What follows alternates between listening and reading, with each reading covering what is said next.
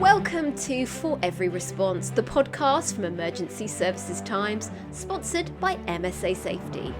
In this series, we bring you sessions from the Emergency Services Show and the Emergency Tech Show 2025. In the first episode of this series, we hear from the Equality and Human Rights Commission. They chose to launch new guidance at the Emergency Services Show, and Catherine Levin interviews Martyn Jones, George and Ben Selby about why the collection of equality data matters in the emergency services and the benefits it brings for staff engagement, retention and tackling discrimination.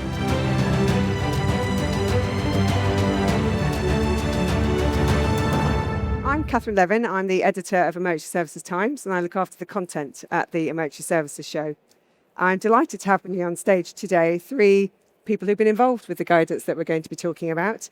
I'll introduce them one by one. So we have Martyn Jones on the end, JPDL. He is the Wales Committee Interim Chair at the Equality and Human Rights Commission and the Equality, Diversity and Inclusion Manager at South Wales Police. He has previously chaired the South Wales Police IAG, was an independent member of the South Wales Police and Crime Panel and a presiding justice and DV panel member on Mid Wales Bench. Welcome. And we have Andy next to him, who is the president of the National Black Police Association, who started his career in policing in 1999, joining the Royal Ulster Constabulary.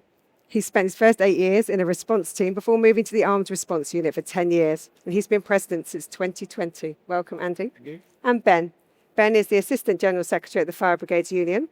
He works for Lincolnshire Fire and Rescue Service? I used to. Used to. So your job is a full-time job now? It is. Excellent.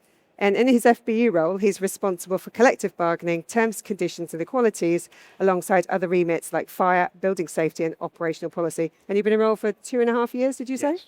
Excellent. Okay, well, what a great panel. Thank you so much for joining us. Now, we're going to talk about this guidance. So the guidance is about tackling harassment, discrimination and victimisation. So I'm going to come to Martyn first to tell us why is the EHRC issuing new guidance and what's the driver for it? Well, although it's only today that we're launching this specific guidance on data collection and analysis, this forms part of a wider piece of work that the Equality and Human Rights Commission is doing on discrimination and harassment in uniformed services. It's actually part of our new strategic plan covering 2015 to 28. So this is a part of an important wider piece of work, but it is a very, very specific and important element of that piece of work because it's almost a fundamental building block in being able to tackle discrimination and harassment. If you haven't got accurate data, if you don't understand how to collect it, how to analyze it, and then what to do with that, you're not really in the best possible position to actually deal with the complexities of discrimination and harassment in uniformed services. So it's part of your strategic plan, but were there any political drivers or other drivers, the reason why now, September 2025? The Commission has had an interest in this area for some time. Obviously, there have been some high-level cases that will have, pushed us to drive the work we've done with key stakeholders to assist them to deal with the issues that have been picked up in case review in Angelini. But as the regulator for the Equality Act, we can provide very specific guidance on how to do the data collection. And it's meant to assist all organizations, uniformed services, in the context of their very, very different nature and culture. The guidance would be applicable, and we have plentiful guidance for all public sector services, including how they use the specific duties, the public sector equality duty. But we recognize the need for this guidance is absolutely as a consequence of a very different culture that uniformed services have, and indeed the environment that potentially creates, but is slightly different to other public services. Okay. And before I come to Andy and Ben, I wonder, could you just tell us who it's aimed at? So is it police, fire, ambulance, just to make sure we get the sort of the breadth of this? And what's the geographical extent of the guidance? So it is for all police forces all fire and rescue services and the armed forces. Right, so not ambulance, so you're not in the NHS world. It doesn't specifically point at ambulance service, but obviously they as public services are required to comply with the general duty and the PSED and specific duties of the Equality Act anyway. But it's meant to be a document that allows them to use this to complement their existing policy drivers, as it does with the other services that it is directly directed at. Okay, and geographical extent? It is for all. We are the regulator of the Equality Act in the UK. So it's all 4 nations. All uniformed services. Yes. Okay, all right. So Andy and Ben, how come you've become involved in this? What's been your role? Let me ask you, Andy, first. Yeah, so we've been working with the Equality and Human Rights Commission in relation to their work in uniformed services for a number of years now. So what we're really trying to do is give our members, 6,000 across the United Kingdom, their experience to help guide some of the work that's ongoing. It feels at the minute, with social media and with the ability to raise issues, that there are headlines and stories that are coming out every single week almost. You know, it shows the critical nature of why institutions like the Equality and Human Rights Commission need to take the lead and really give that guidance. The unfortunate bit is every single one of those headlines have victims and employees who have stories, have trauma that reverberates not just with them, but across their families as well. And it makes us less able to actually go out and deliver our services in an effective way. So our role is really to bring that lived experiences, the patterns and trends that we found out through all of our support work to try to bring to life some of this data guidance and some of the other guidance that will be coming out as well. Okay, and have all police bodies been involved, like Police Federation, National Police Chiefs Council, police troopers? They're aware of it. I think a lot of it has been around the practitioner side. So those that are most impacted and affected by it. Race is one of those real deep insidious issues that we see. Baroness Casey, it kind of overlays a number of other protected characteristics as well, but it's largely been us and a number of other institutions that do the oversight that have called out some of the injustices within the service and that are really representing the victims more than the wider organisations themselves. Okay, and Ben, how about the Fire Brigades Union? What's your involvement be? Well, we're much more newer to the discussion, I think, than other colleagues. But a lot of our concerns that we've seen across the fire service kind of have developed since the London Court for Review in the London Fire Brigade, probably getting on for 3 years ago now. And I think it's about looking at what lived experience is and using our positions, I think, of influence to be able to support and offer some guidance, I think, to the EHRC and other bodies that are active within this space. For instance, in the fire service, we've got something called the Inclusive Fire Service Group, which is looking at designing strategies too. So in one sense, we're trying to be the voice of those people that have tragically become the victims of some of these instances across the UK Fire and Rescue Service and look at how we can portray their views, their experiences to see a better, more inclusive fire service. Okay. So Martyn, is this the first time that you've brought the emergency services together in your organisation to help you develop guidance under the Equalities Act? The Equality and Human Rights Commission has worked with all these services for a significant period of time, and they were key stakeholders in the formulation of the guidance. Right. So it has been absolutely directed and informed by the experiences that the individual services have told us are their barriers to tackling these issues. But historically, as the regulator for the Equality Act, since the formation of the Commission, we have worked with all public services. Yes, okay. So I had a look through the guidance and I wanted to sort of pick through some of the things that it said, well, the benefits of developing guidance about improving data collection. And the first one is around staff engagement. So how does the guidance help to improve that?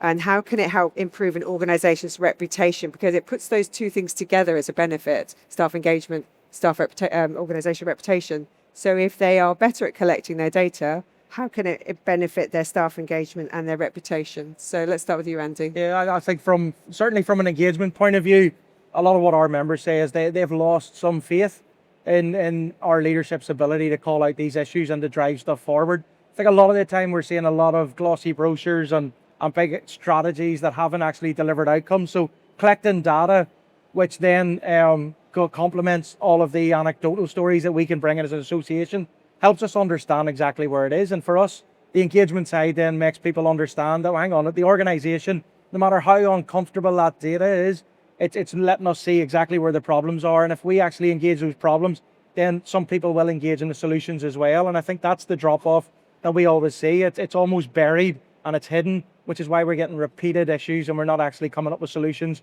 which actually cut it off, which what policing should be doing is getting upstream and preventing people getting in crisis in the first stage. So I think the engagement bit's quite clear.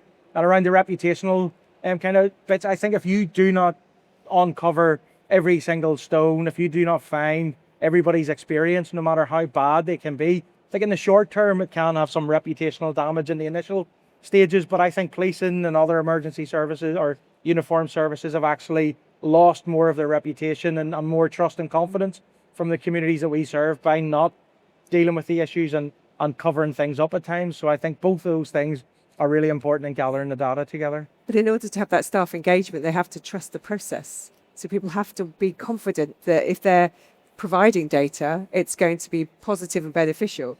And one of my questions is around how do you create a trust environment where people know that you're going to take their data and do something positive with it? It's not going to end up actually making it worse for them because they've declared something that they probably didn't want to declare. So how do you deal with that? Ben, how does that look in the FBU? Okay. I think there's a broader kind of assessment of that as well, is that in the fire service, there's been, you started off with the London Cultural Review, and there's been plenty of other almost single moment in time reviews of fire and rescue services. And they've all been done very, very differently. And nationally, for organisations like ourselves that are trying to represent across different services and different workplaces, it's hard to gather what is actually going on when the assessment is always somewhat different. Obviously, the larger events we see going on are pretty troubling, but how do we get into understanding what better practice could look like if the assessment is very different? So what we've moved on to, pushing towards, is a campaign really about setting our standard for what data is, how it's collected, how it's evaluated, and how it's understood. And our view is if our members and firefighters can see how that's going to be used, and it used in a very transparent and consistent manner, we believe that they'll engage more frequently with that.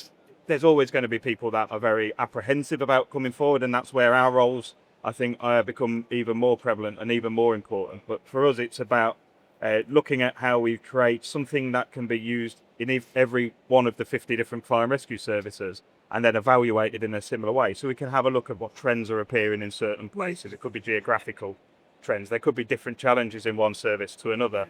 But what are the opportunities in terms of looking at where there is a betterment in terms of that treatment and how people are engaging in those surveys, and how we can use that best practice better across the entire service. Okay. So Martyn, all of what Andy and Ben have talked about suggests that their leaders have to be engaged as well, so the tone from the top. How, in your experience, have you seen organisations respond when they've been said, your data isn't being collected properly, you're not aware of your organisation, and you're not necessarily fulfilling your duties? How do leaders respond to that? I think the leadership challenge is key. It always has been, to taking this agenda forward. However, I think through personal experience across various equality settings, where the messaging gets lost is perhaps in the middle and at kind of coalface supervisory level. So it's all very well for chief constables, chief fire officers to understand and engage in this, but if they're not able to cascade that message down to the coalface so that everyone understands that this is an important issue for their entire organization, it ultimately is going to fail. And that's where the data becomes very, very important, because many police forces, as Andy and I are very engaged in, do a lot of work around positive action and trying to make their forces representative of the communities they serve. However, if you're not doing that in a way that monitors the data on recruitment, retention, promotion, and involvement in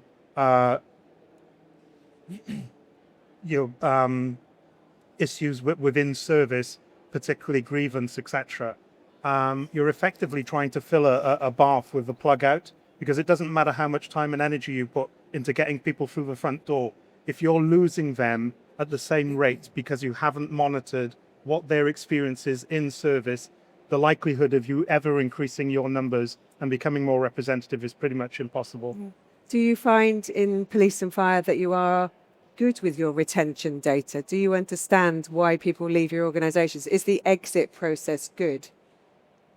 You're smiling at me. I would say we could do better. We do collect the data, and we have lots of different data around people leaving. We can say that those from ethnic minority backgrounds leave in the first 0 to 4 years at a much higher rate, that females do the exact same. So we get some of that data already there, but we don't often look at the why.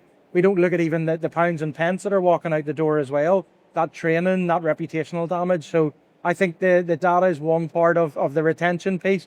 But if the data, it can be looked at in a more kind of consistent way, if we can share learning, not just across different police services, but uniform services across the board, then that will allow us to kind of look at it a lot better, as well as the help from the Equality and Human Rights Commission coming in to really do their regulatory duty on this to make sure that we are doing more to understand that. I think it's really important. Is it just about numbers? So I'm wondering whether it's a quantitative and qualitative thing. So why somebody leaves the service, you can say how many people do it, and you might know something about their background, and they might have provided all of that data. But if you haven't got the words to understand, and they didn't have the confidence to say why, then you've only got part of the answer. So are you finding you're getting the qualitative stuff as well? We're starting to, and I mean, I keep chatting about, whenever we're chatting about data, it's not about head count, and it's about ensuring that every head counts. Yeah. In the experiences that they have. So we do have both. Yeah. I think sometimes the qualitative side, we're not just as open to looking at why people are going. And, you know, as an association, we would actually advocate for us to get a little bit more upstream and get people before they hit the point where they're exiting.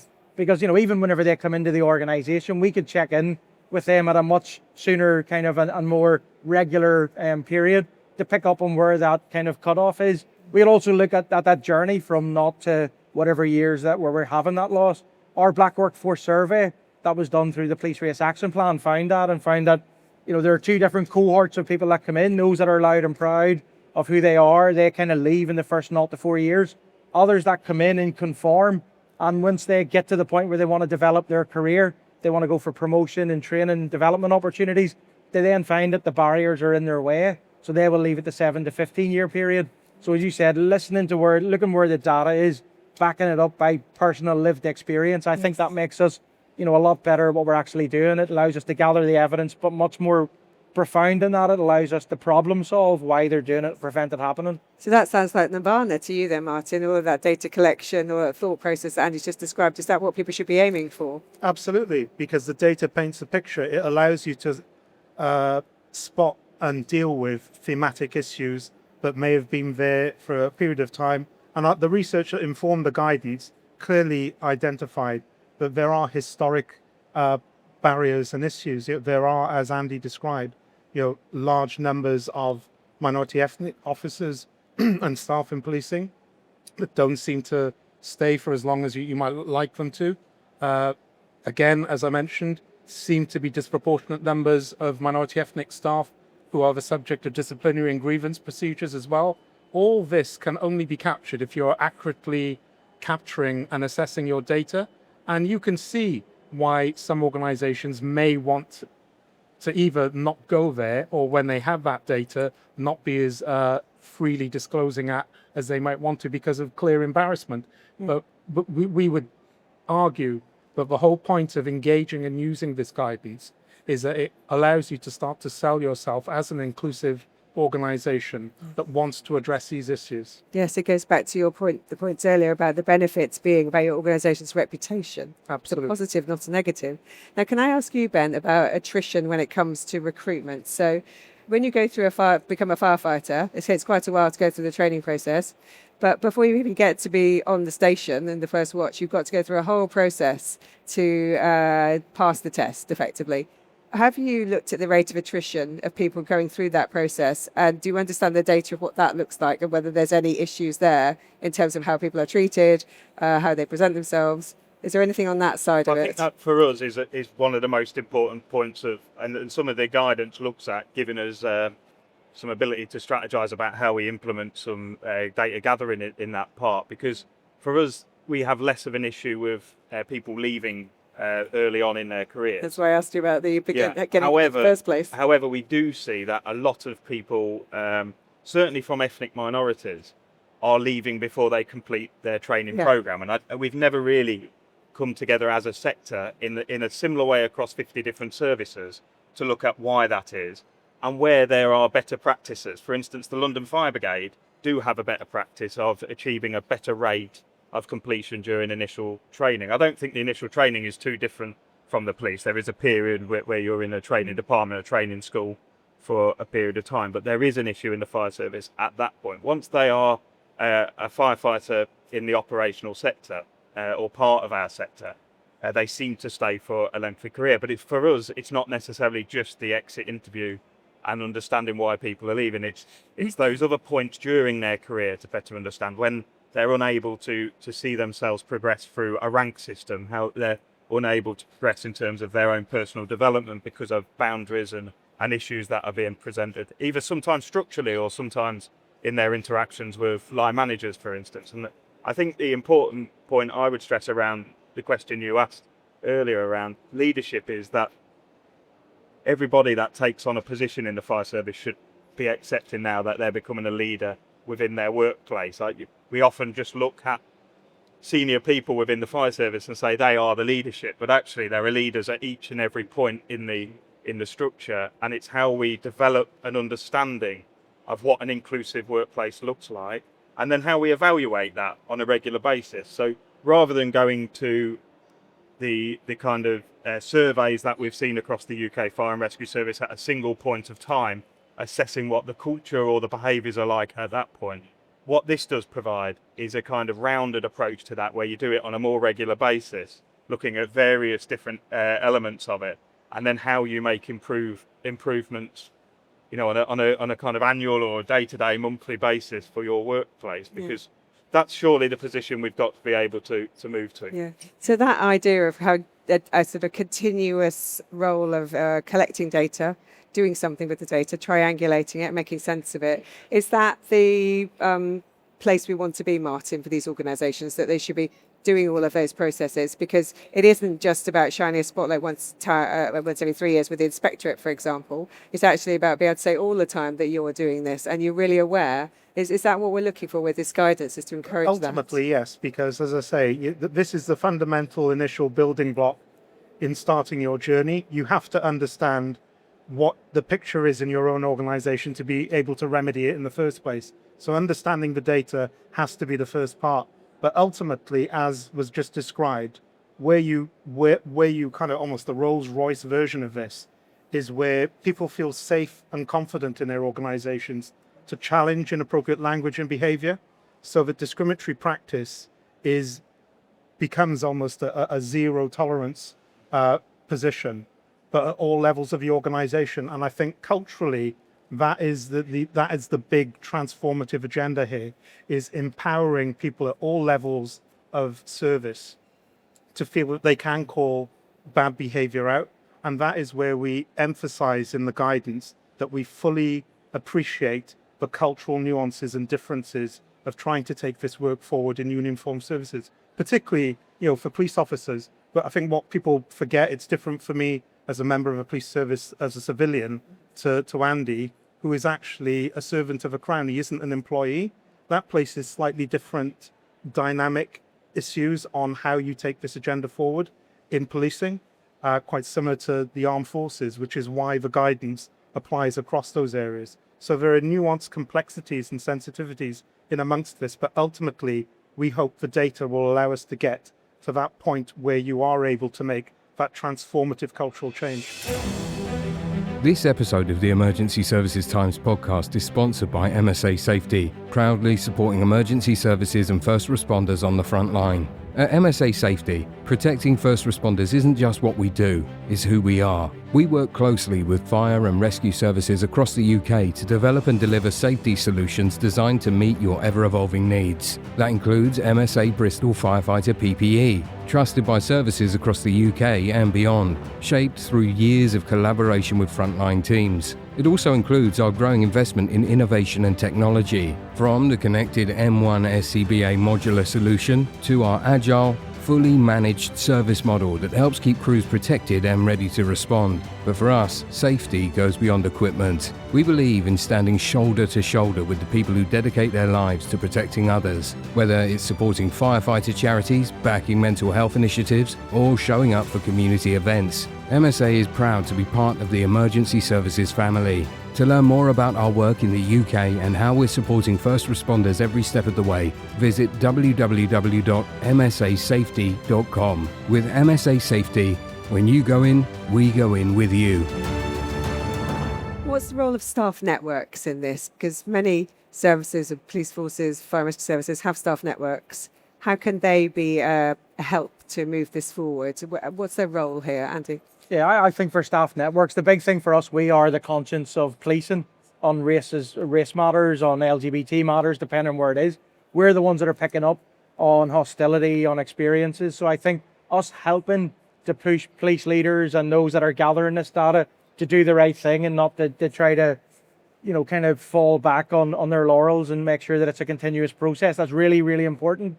And for us, it's making sure that we understand that there is lots of things that we do in the operational environment. We gather data about crime hotspots, about where things are happening, and it's just using the same mentality in the cultural environment. Because if we can pinpoint that there's more discrimination, more grievances, more issues being arisen or misconduct in a certain station or a certain department, then we can put targeted interventions in there. Staff networks can then work along with the service itself to try to fix those issues, and that's, for me, is the kind of hand-in-hand working in how we complement everything else that's going on. But those staff have to feel confident that they can do that in an environment which will be listened to. It's not a tick box exercise that the EHRC said, do this stuff, so we'll do it. Yeah. Well, it doesn't make any difference. So how do you create an environment of confidence? Let me ask you, Ben, that people feel that I think they it has gather the data, but also that you're going to listen and do the things that Andy talks about in terms of changing things before they get to the point where it's a problem. No, and I think that's key. But I think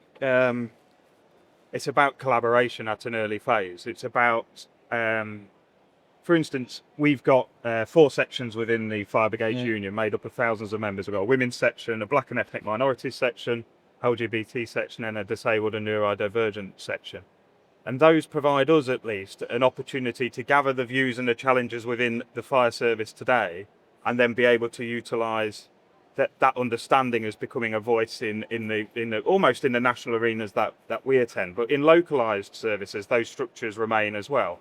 So a challenges ex-fire and rescue service phase are better dealt with by a collaboration of differing voices, differing perspectives. And for instance, if what the challenges have a more detrimental impact on one part of the workforce, well, that's the part of the workforce you need to be engaging with to see about change. And I think for some time, and without being overly critical, I think for some time there's been a top-down approach to dealing with these issues rather than engaging all staff from those affected parts. Yes. And I suppose we talk about staff networks, but there's also, obviously there's no unions in policing, but you are a grouping of people who reflect a view. You are a trade union, people are members of your union. How can you influence as a national body, national change, so that it does? I know you said it can't just come from the top, but there are the national voices, there's the NPCC, there's the NFCC. How do you get them to kind of create that tone as well? Well, I think that comes down to principles of industrial relations. I think whether that be at a local level between an affected group on a station or at a national level where myself and the national employers and the government meet, it is about accepting that you need to deal with certainly cultures and workplace behaviours collectively. For instance, if the National Fire Chief Council put out something and we don't support that, then that's going to create a difference. But the aims that we share in and around this space are the same. And by working together, we can make sure that we move through these challenges together. And that is what has developed in certainly in the fire service over the last 2 years, 18 months, say, in terms of the collaboration with the national employers, the government and the NFCC, is to work about how we move this forward. And we've done that through a sector-wide structure called the Inclusive Fire Service Group, which has been challenging. There are times where we are unable to agree on things, but there is a lot more that we do agree on. And it's how we focus on those to see a real tangible change to make the fire service far more inclusive than what it is. Okay. Just on staff support networks very quickly, because I'm responsible for them in my force, and I actually chair one of them. it's kind of a cyclical conversation. There's two prongs to it. One, it is the point that Andy's made. They almost bring the data to life. They can give you the lived experience as an organization if you support your support networks to grow, which our force has. There's been a proliferation of them. They almost, as I say, bring that data to life. The chief officers and HR and equality and diversity teams and others and professional standards can engage with them to gain a real understanding of why is this persisting with your specific protected characteristic group. But as I say, the cyclical part of the conversation goes back to the leadership challenge that you mentioned. In our force, each of the protected groups that has a current staff support network has a chief officer sponsor. So they have a direct route for the top of the organization if they feel they're finding a blockage. And they also meet with the chief constable twice a year as well. So staff support networks play an absolutely vital role in making all this meaningful and real. Yes, and so the advisory group that you had to develop this guidance includes your organisations, but how widely drawn was that? Did you include government departments, civil servants, the professional bodies? How widely drawn was the advisory group that you used for this? The stakeholders that were involved were fairly extensive to my understanding, but I do believe that they involved staff support networks. Obviously, the Commission works very, very closely with National Police Chiefs Council, Fire and Rescue Services, but also other regulators and inspectorates, so HMIC, FRS, and other regulators. But the staff support networks also influence the guidance. Okay. So if we collect the data, we improve the collection of the data, we better understand the experience of our employees, that's great. But what happens if nothing happens? So you know about it, but what if there's no change, then the data just doesn't change either. It's not made a difference. So how do you make that next step? Where does it go from collecting the data to making the change that needs to happen to improve the data further down the line? Andy? I think that's part of what this guidance is about. It's bringing it forward. We know from members' experiences that there are disproportionalities in the misconduct system, for instance. In a recent police service that we spoke to, you were 3 times more likely to end up with a misconduct notice if you were Asian or black, 4 times more likely to end up being got rid of in your probationary period. That data had to be got through a freedom of information request.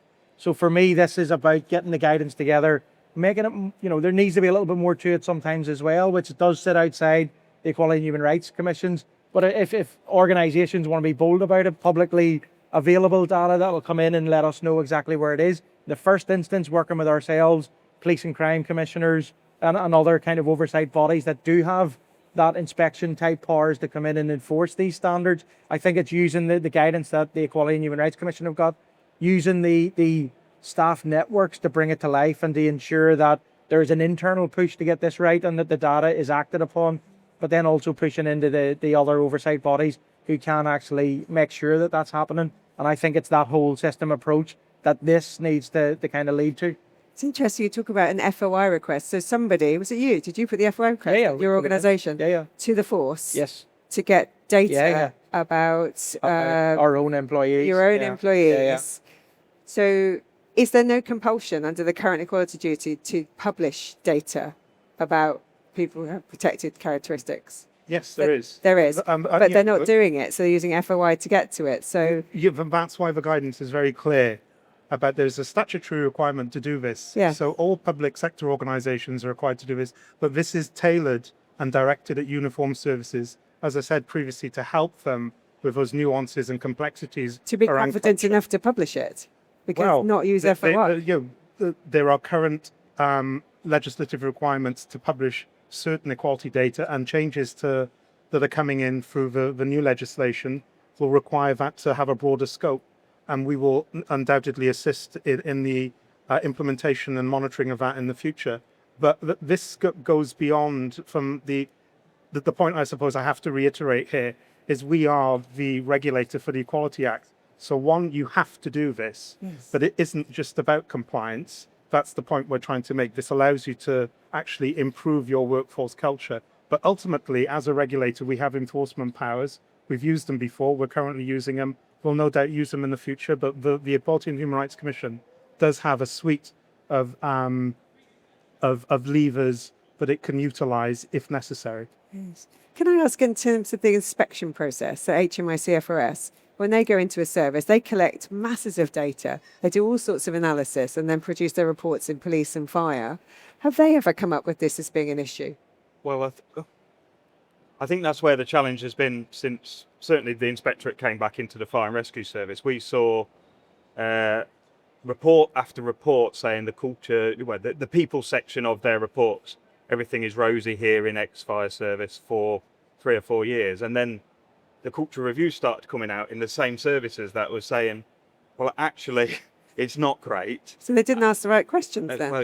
Well, that's interesting as well, because after the cultural report started to publish in services, the HMI went away and did a spotlight report. Yeah, you I remember. And Yeah. the spotlight report didn't mean any more investigations in services, any more inspections in services. It was all done by the data they'd already collected.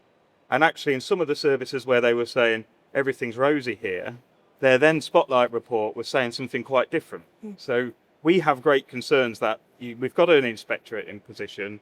They are gathering the data, but how they're evaluating it and assessing it and ensuring that they report correctly on them, on services, is where there's the greatest challenge. So certainly in terms of our involvement at a national level with this newer government is to be very clear that the cultural issues in fire and rescue services, workplace behaviours and concerns that are coming up need to be a certain focus by the inspectorate.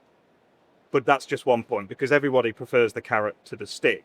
It's how we can develop, as the guidance gives us tools to be able to do so, how can we develop a better workplace ourselves without there needing to be an inspector coming in and reporting on it in the final stages. Andy, how does it look in police from the HMI point of view then? It's always difficult whenever we get into this data, because like I was saying, even with the police race action plan running since 2021, at the end of 2020, £10 million spent. We have been looking to get a data matrix which actually looks at some of these issues. And what we get is the national data isn't consistent across all police services. I think sometimes it feels like that can be intentional if we don't actually have the data available, or if it can't be compared, so we can't compare even in Somerset, say, to Durham in the northeast, then it allows some services just to carry on. And as you said, it's why we get mixed reports, or reports coming out and saying that things are worse than they are, but are worse than what other reviews have actually looked at. We would always say HMIC should have more of a civic society and community input as well. It is still largely staffed by seconded officers and staff, retired officers and staff, and there are always blind spots to where you've become institutionalized yourself. But I think there is this almost desire not to look as intrusively as you could at the cultural data, and that's why this guidance, as the first step to getting consistent national data that could be inspected against by other bodies, I think is something that we would definitely push for. So Martyn, in terms of that consistency of data collection then, is the EHRC guidance saying this is what you should collect and this is how you should do it to allow that national view on the data set? Is that what you're after? Absolutely. The guidance explicitly talks about that, using the government's statistical services to assist with that, looking at your localized ONS data. But I think it is very encouraging that through the fairly healthy relationship that the Commission currently has with the College of Policing, National Police Chiefs Council, HMIC, the new cultural inclusion strategy for policing, which is a joint document between the College and the National Police Chiefs Council, actually talks about a lot of this. And very, very recently, the National Police Chiefs Council actually issued guidance on the production of a national data standard across the protected characteristics to assist with this. That was absolutely informed by the relationship that we as the regulator have with both MPCC, HMIC and the College of Policing. Is that just a policing standard? That is, yes. Shouldn't we have that in fire? We have a set of fire standards. The Fire Standards Board do produce standards, but they're not statutory underpinned. They're not, they don't have to be adopted if services don't want to adopt them. And that's where, certainly with this development of a College of Fire and Rescue, we're trying to ensure that that is underpinned by a set of standards that include equality standards as well as operational standards, fire safety standards, etc. But then that will provide a very fixed regulation, if you like, for services to have to meet. But in our view, a lot of this already exists in terms of how this needs to be managed. But there's differing kind of organisations saying differing things still. But the Home Office takes a lot of data from you. It publishes all sorts of statistics on fire. It asks for all your incident response statistics and does lots of publications. Is it not the case that they're already collecting the data, but the data isn't there, or what's missing?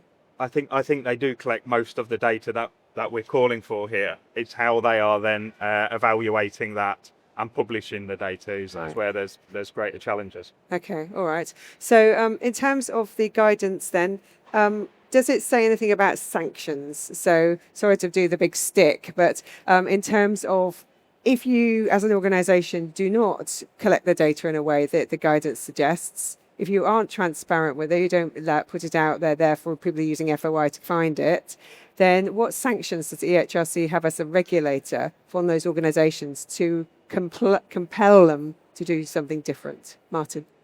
Well, obviously, I think I've kind of alluded to this just a moment ago. We are the regulator of the Equality Act. Well, what teeth do you have? Well, we have various interventions that we can at our disposal.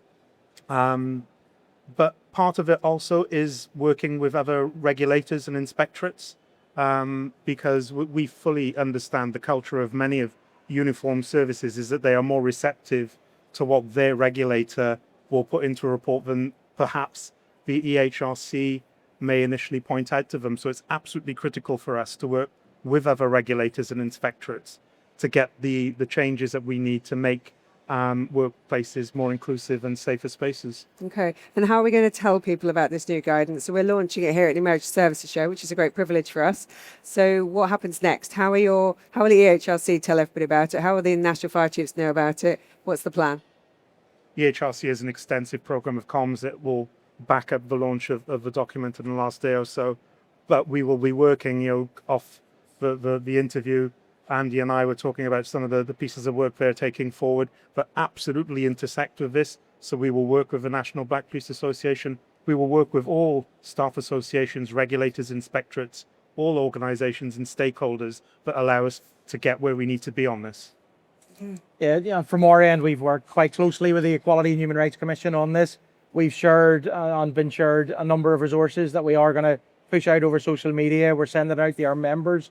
We're making sure that the guidance that gets pushed out to policing on a whole is also shared so that our local associations can then meet up with their EDI leads, with their HR professionals, and that they can start having conversations about this. So that public kind of communication strategies there, it's been worked on, provided thankfully by the EHRC, but we will do extensive work internally to make sure that this is recognised by every single police service across the UK. Okay, Ben? And very similarly, really, we'll use our communication networks as wide as what we can, but we'll also, the EHRC have presented previously at that Inclusive Fire Service Group. We hope that they will do again the same thing to kind of share kind of what this means and how it should be implemented. And as I say, that's an opportunity to talk to the entire fire sector, which is it's not always replicated in other parts of the public sector. So we hope that the IFSG can provide a kind of conduit, if you like, into all services. And then my final question. One of the mechanisms that the Equality and Human Rights Commission uses very effectively is our equality exchange events, where we'll often bring practitioners together to share good practice, identify barriers, and kind of problem solve together. So that's another effective way of translating this into meaningful change. Okay, and my final question is around monitoring. So how will you know in 2 years' time that this has made a difference? What does success look like? Martyn? Ultimately, as the guidance points to, success will look like organisations, uniformed services retaining their staff, promoting their staff, seeing lower levels of grievance and complaints against certain members of staff. But ultimately, I suppose the difference will be that we'll start to see that cultural transformation that we know is needed and has been for many years. Okay.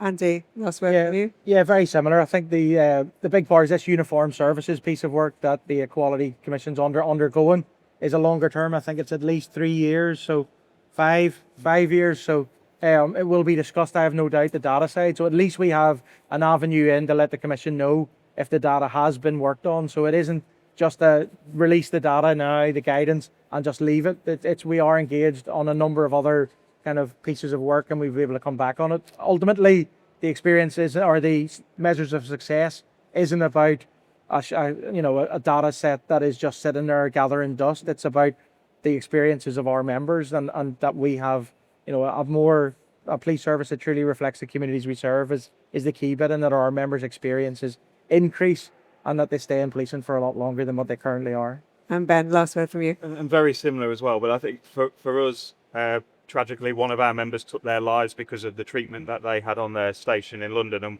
we as a trade union working alongside his family and the London Fire Brigade agreed that we'd make sure that that was a watershed moment and that the service would become far more inclusive. What this provides is another tool in the box, if you like, to look at how we develop a more inclusive fire service for everybody, and that I think is a challenge for all of us leaders right across my service and the services here represented. Okay, so thank you so much for joining us on the show today. Thank you. Thank you for sharing the experience, the work you've been doing, and I hope that the communications will see this really out there in the sector, and in a couple of years' time you'll come back and tell me all about it to learn how it went. So to Martyn, Andy and Ben, thank you so much for joining us at the show today.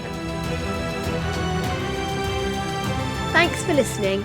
Remember that by taking time to learn from our speakers, you can earn CPD points from our partner CPD.me. So do check out the link in the show notes. Our thanks to MSA Safety for their continued support for our podcast, and Smart Digital for producing this series. If you enjoyed this episode, be sure to subscribe to For Every Response, the podcast from Emergency Services Times.